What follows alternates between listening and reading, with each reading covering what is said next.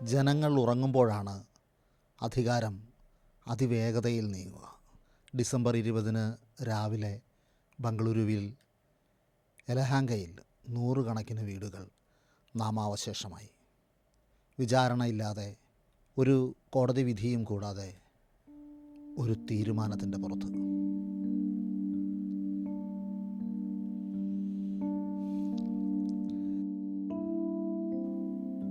യലഹാങ്കയ്ക്കടുത്തുള്ള കോഗിലു ഗ്രാമത്തിലേക്ക് നേരം പുലരുന്നതിന് മുൻപേ ബുൾഡോസറുകൾ ഇരച്ചെത്തി.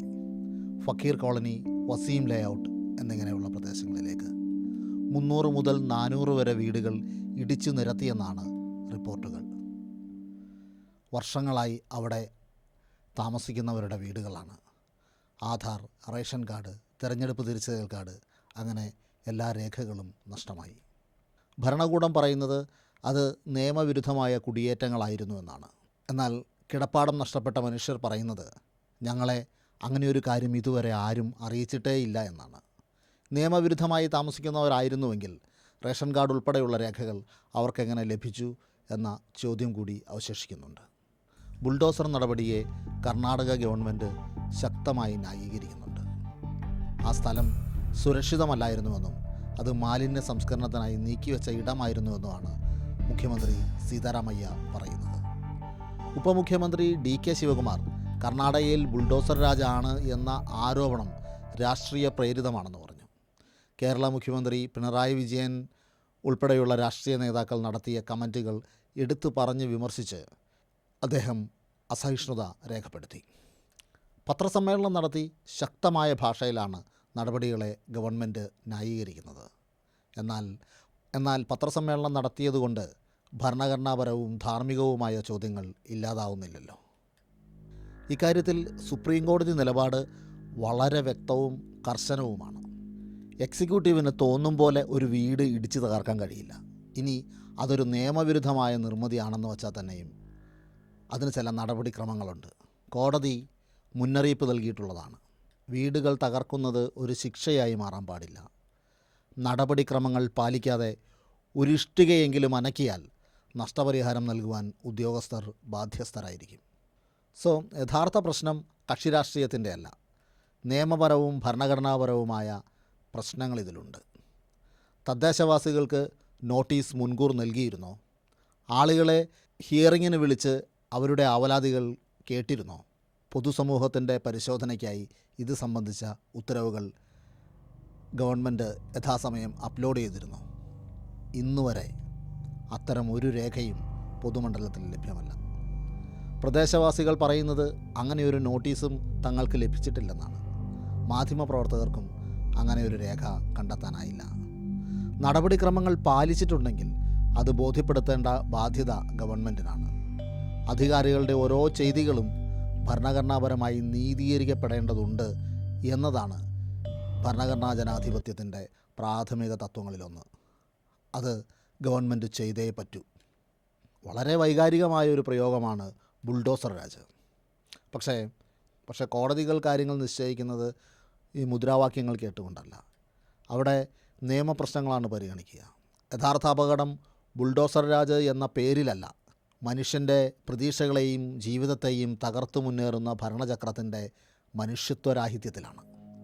എല്ലായിടങ്ങളിലും ശബ്ദമില്ലാത്ത മനുഷ്യരെ പൊടുന്നനെ പിശാചമായ വേഗത്തിൽ തച്ച് തകർക്കുന്ന നാട്ടിൽ ഭരണഘടനയുടെ പ്രസക്തി എന്താണ്? കഥ ഇവിടെ അവസാനിക്കുന്നില്ല. ചില ലളിതമായ ചോദ്യങ്ങൾ ബാക്കിയുണ്ട്. നിയമപരമായ ചില പ്രശ്നങ്ങൾ. എവിടെയാണ് നിങ്ങൾ പറഞ്ഞ നോട്ടീസ്? കാരണം കാണിക്കൽ നോട്ടീസ് ഈ മനുഷ്യർക്ക് നൽകിയെന്നാണല്ലോ ഗവൺമെൻറ് അവകാശപ്പെടുന്നത്. അത് പൊതുസമൂഹം ഒന്ന് കാണട്ടെ. നിങ്ങൾ ഹിയറിംഗ് നടത്തേണ്ടിയിരുന്നതാണല്ലോ. ഹിയറിംഗ് എവിടെ നടത്തി, എന്ന് നടത്തി എന്ന് ഞങ്ങളും ഒന്ന് അറിയട്ടെ. ഉത്തരവുകൾ പ്രസിദ്ധപ്പെടുത്തൂ. അവ ഉണ്ടെങ്കിൽ വെബ്സൈറ്റിൽ അപ്ലോഡ് ചെയ്യൂ. ഇഫ് ദ ഡോണ്ട്, അങ്ങനെ ഇല്ലെങ്കിൽ നടപടി ഉണ്ടാവണം. ഒരു മനുഷ്യൻ്റെ പ്രാഥമികമായ അവകാശങ്ങളിൽ പെട്ടതാണ് പാർപ്പിടം. അത് ആരുടെയും ഔദാര്യമല്ല. നിയമപ്രകാരമുള്ള നടപടിക്രമങ്ങൾ ഓപ്ഷണലായിട്ടുള്ള ഒരു കാര്യമല്ല, അവ നിർബന്ധമായും പാലിക്കേണ്ടതാണ്. ഈ നടപടിക്രമങ്ങൾ പാലിക്കാതെ ഒരു പ്രവൃത്തിയും ചെയ്യാൻ എക്സിക്യൂട്ടീവിന് അധികാരമില്ല. പുലർച്ചെ 4:30 ഭരണഘടന ഉറങ്ങുന്ന സമയമൊന്നുമല്ല. അതിനിടയിൽ ഗവൺമെൻറ്റിൻ്റെ പാർപ്പിട സമുച്ചയത്തിൽ ഇവർക്ക് 11 ലക്ഷം രൂപയുടെ പാർപ്പിട സൗകര്യം ചെയ്തു കൊടുക്കാമെന്നാണ് ഇപ്പോൾ പറയുന്നത്. പൊതുവിഭാഗത്തിൽപ്പെട്ട മനുഷ്യരുടെ കാര്യത്തിൽ 8,70,000 രൂപ ഗവൺമെൻറ്റിൻ്റെ വിവിധ പദ്ധതികളിൽ നിന്ന് കൊടുക്കും. പട്ടികജാതി പട്ടികവർഗ വിഭാഗത്തിൽപ്പെട്ട മനുഷ്യരാണെങ്കിൽ 9.5 ലക്ഷം രൂപ ഗവൺമെൻറ് നൽകും. ബാക്കി പണം ഇവർ കണ്ടെത്തണം.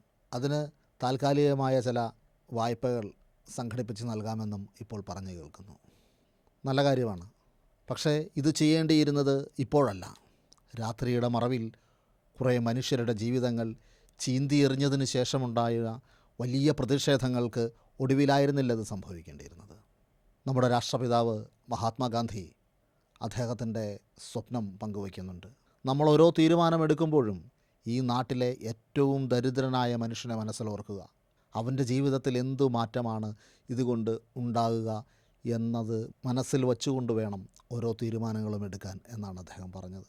പുലർച്ചെ 4:30 മനുഷ്യർ കിടന്നുറങ്ങുന്ന സമയത്ത് ബുൾഡോസറുമായി കുറച്ച് ജീവിതങ്ങളുടെ മേൽ ഇടിച്ചു കയറാമെന്ന ചിന്ത എന്തു തരം രാഷ്ട്രീയ ബോധ്യത്തിൻ്റെ അടിസ്ഥാനത്തിലാണ് ഉണ്ടായത്? ഈ തീരുമാനമെടുത്ത മനുഷ്യരുടെ മനസ്സിൽ എന്തായാലും ഗാന്ധി ഉണ്ടായിരുന്നില്ല. ദേശീയ പ്രസ്ഥാനം മുന്നോട്ട് വച്ച ഇന്ത്യ എന്ന ക്ഷേമരാഷ്ട്ര സങ്കല്പത്തിൻ്റെ ആശയധാരകളിലൊന്നുമായിരുന്നില്ല അവരുടെ മനസ്സ് ആ നിമിഷമുണ്ടായിരുന്നത്. ഗാന്ധിയുടെ പിന്മുറക്കാർ എന്നാണ് അവകാശപ്പെടുന്നത്. ഇന്ത്യക്ക് സ്വാതന്ത്ര്യം നേടിത്തന്ന ദേശീയ പ്രസ്ഥാനത്തിൻ്റെ നേരവകാശികൾ എന്നാണ് അവകാശപ്പെടുന്നത്. ജനാധിപത്യ മൂല്യങ്ങളുടെയും ഗാന്ധിയൻ സങ്കല്പങ്ങളുടെയും ധാർമ്മിക ബോധ്യങ്ങൾ എവിടെ എന്ന ചോദ്യം അവശേഷിക്കുകയാണ്. പ്രിയമുള്ളവരെ, ജസ്റ്റ് റൈറ്റ്സ് ഒരു സാമൂഹിക ഉത്തരവാദിത്വത്തിൻ്റെ നിർവഹണമായിട്ടാണ് ഞാൻ കാണുന്നത്.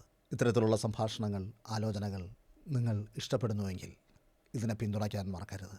ചാനൽ സബ്സ്ക്രൈബ് ചെയ്യുക, പങ്കുവയ്ക്കുക, പരമാവധി ആളുകളിലേക്ക് ഇത് എത്തിക്കുക.